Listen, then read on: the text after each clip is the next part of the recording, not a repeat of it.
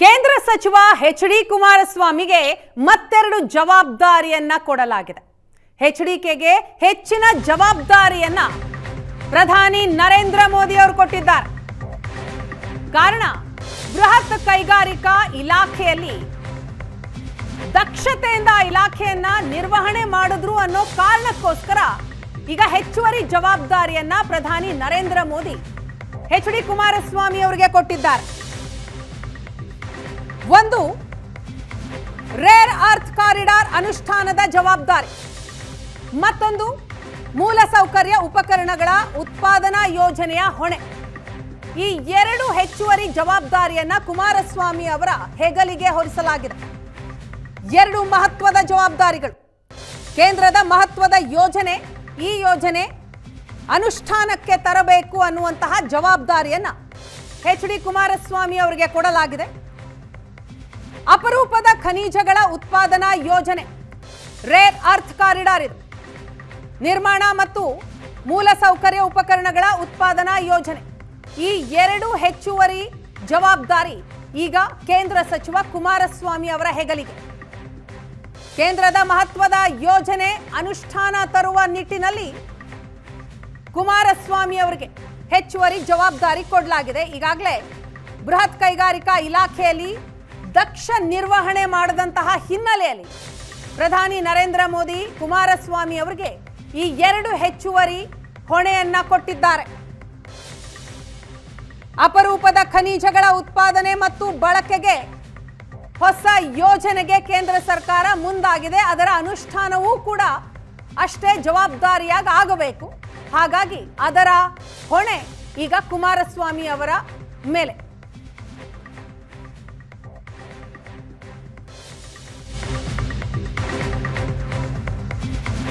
ಎಚ್.ಡಿ.ಕೆ ಹೆಗಲಿಗೆ rare earth corridor ಯೋಜನೆ ಅನುಷ್ಠಾನದ ಹೊಣೆ ಹೊರಿಸಲಾಗಿದೆ.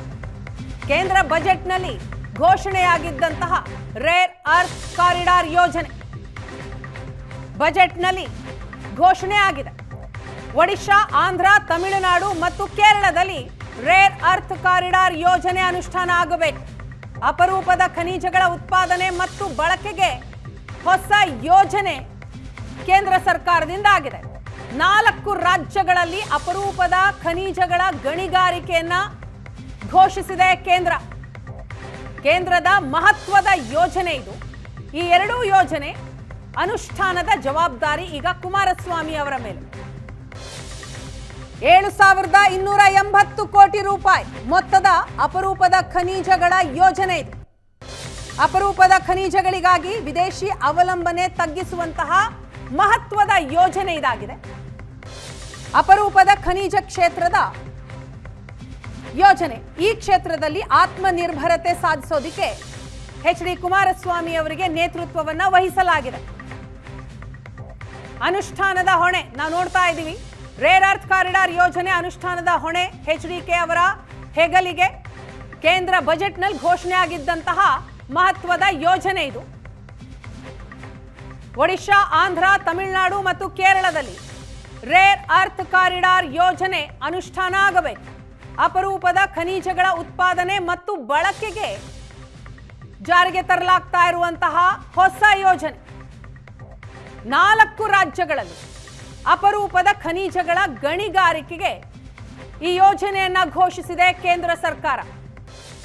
ಬಜೆಟ್ನಲ್ಲಿ ಘೋಷಣೆಯಾದಂತಹ ಯೋಜನೆ, ಇದರ ಅನುಷ್ಠಾನದ ಜವಾಬ್ದಾರಿ ಕುಮಾರಸ್ವಾಮಿ ಅವರಿಗೆ. ಈ ಎರಡು ಹೆಚ್ಚುವರಿ ಜವಾಬ್ದಾರಿ ಕುಮಾರಸ್ವಾಮಿ ಅವರು ಹೊರಬೇಕಾಗಿದೆ. ಬೃಹತ್ ಕೈಗಾರಿಕಾ ಇಲಾಖೆಯಲ್ಲಿ ದಕ್ಷ ನಿರ್ವಹಣೆಯ ಹಿನ್ನೆಲೆಯಲ್ಲಿ ಅವರಿಗೆ ಮತ್ತೆರಡು ಜವಾಬ್ದಾರಿಯನ್ನ ಕೇಂದ್ರ ಸರ್ಕಾರ ಕೊಟ್ಟಿದೆ. 7,280 ಕೋಟಿ ರೂಪಾಯಿ ಮೊತ್ತದ ಅಪರೂಪದ ಖನಿಜಗಳ ಯೋಜನೆ ಇದು. ಆಟೋಮೊಬೈಲ್, ಎಲೆಕ್ಟ್ರಾನಿಕ್ಸ್, ರಕ್ಷಣಾ ಉತ್ಪಾದನೆಗೆ ಅಗತ್ಯವಾದಂತಹ ಅಪರೂಪದ ಖನಿಜಗಳು. ಈ ಅಪರೂಪದ ಖನಿಜಗಳಿಗೆ ವಿದೇಶಿ ಅವಲಂಬನೆ ತಗ್ಗಿಸುವಂತಹ ಮಹತ್ವದ ಯೋಜನೆ.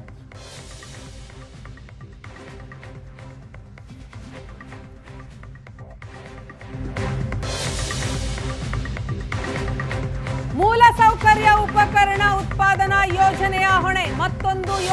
ಹೊಣೆ ಕುಮಾರಸ್ವಾಮಿ ಅವರಿಗೆ. ಒಟ್ಟು 2 ಹೆಚ್ಚುವರಿ ಯೋಜನೆ. ಕುಮಾರಸ್ವಾಮಿ ಅವರ ನೇತೃತ್ವದಲ್ಲಿ 14,000 ಕೋಟಿಯ ಹೊಸ ಯೋಜನೆ ಅನುಷ್ಠಾನಕ್ಕೆ ಸರ್ಕಾರ ಮುಂದಾಗಿದೆ. ನಿರ್ಮಾಣ ಮೂಲಸೌಕರ್ಯ ಕ್ಷೇತ್ರದ ಉಪಕರಣ ಉತ್ಪಾದನೆ ವೃದ್ಧಿಸುವಂತಹ ಯೋಜನೆ ಇದೆ. 7 ವರ್ಷದಲ್ಲಿ ಮೂಲಸೌಕರ್ಯ ಯಂತ್ರಗಳ ಉತ್ಪಾದನಾ ವ್ಯವಸ್ಥೆ ಸೃಷ್ಟಿ ಯೋಜನೆ. ದೀರ್ಘಕಾಲಿಕ ದೃಷ್ಟಿಯ ಕೈಗಾರಿಕಾ ಯೋಜನೆ ಇದೆ. ಜಾಗತಿಕ ಕಂಪನಿಗಳಿಂದ ಹೂಡಿಕೆ ಆಕರ್ಷಣೆ ಮಾಡೋದು, ಸ್ಥಳೀಯ ಉತ್ಪಾದನೆಗೆ ಪ್ರೋತ್ಸಾಹ ಕೊಡೋದು, ಯಂತ್ರೋಪಕರಣಗಳ ಕ್ಷೇತ್ರದಲ್ಲಿ ಉತ್ಪಾದನಾ ವ್ಯವಸ್ಥೆಯನ್ನ ಬೆಳೆಸುವಂತಹ ಯೋಜನೆ.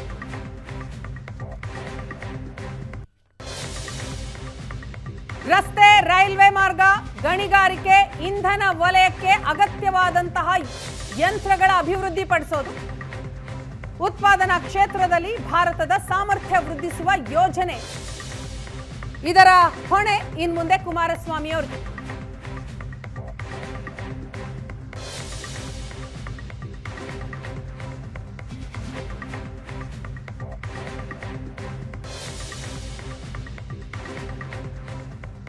ನಿರ್ಮಾಣ ಮೂಲಸೌಕರ್ಯ ಯಂತ್ರಗಳ ಉತ್ಪಾದನಾ ಯೋಜನೆ. ನಿರ್ಮಾಣ ಮೂಲಸೌಕರ್ಯ ಕ್ಷೇತ್ರದ ಉಪಕರಣ ಉತ್ಪಾದನೆ ವೃದ್ಧಿಸುವಂತಹ ಯೋಜನೆ ಇದು.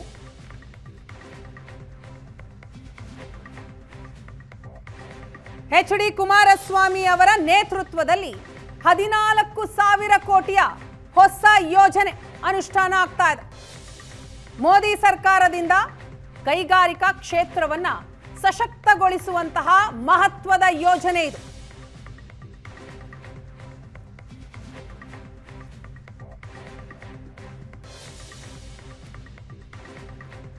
ಭಾರಿ ಯಂತ್ರೋಪಕರಣ, ಸುರಂಗ ಕೊರೆಯುವ ಯಂತ್ರ, ಕ್ರೇನ್ಗಳ ಉತ್ಪಾದನಾ, ಇದು ಕೂಡ ಬಹಳ ಮಹತ್ವದ ಯೋಜನೆ.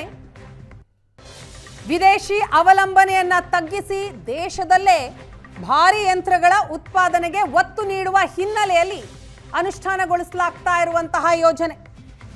7 ವರ್ಷದಲ್ಲಿ ಮೂಲಸೌಕರ್ಯ ಯಂತ್ರಗಳ ಉತ್ಪಾದನಾ ವ್ಯವಸ್ಥೆ ಸೃಷ್ಟಿ ಮಾಡುವಂತಹ ಯೋಜನೆ. ದೀರ್ಘಕಾಲಿಕ ದೃಷ್ಟಿಯ ಕೈಗಾರಿಕಾ ಕ್ಷೇತ್ರ ಸಶಕ್ತಗೊಳಿಸುವ ಮಹತ್ವದ ಯೋಜನೆ ಇದು.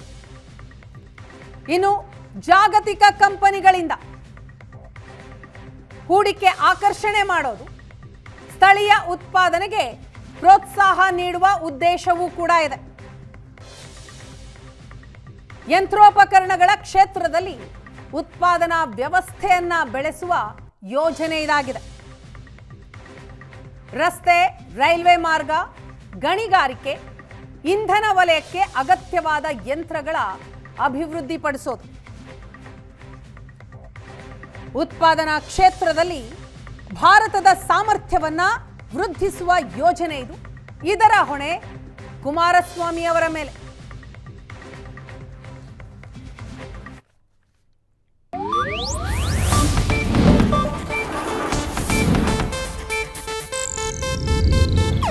ಇದು ಏಷ್ಯಾನೆಟ್ ನ್ಯೂಸ್ ನೆಟ್ವರ್ಕ್ ಪ್ರಸ್ತುತಿ.